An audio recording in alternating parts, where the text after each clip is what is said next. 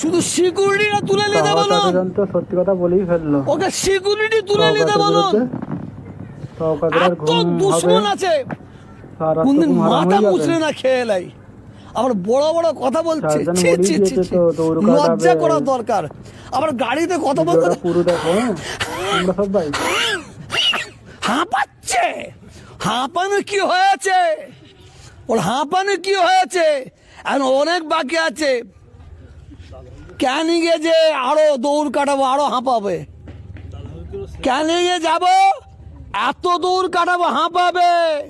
আপনি ক্যানিংয়ে যাবেন? ইনশাল্লাহ ভাঙড়ে যাব, দৌড় কাটাবো, হাঁপাবে। হাঁপাবে বলেছি। আবার ক্যানিংয়ে যাব না, ভাঙড়ে যাব না। ক্যানিংও যাব না, ভাঙড়েও যাব না।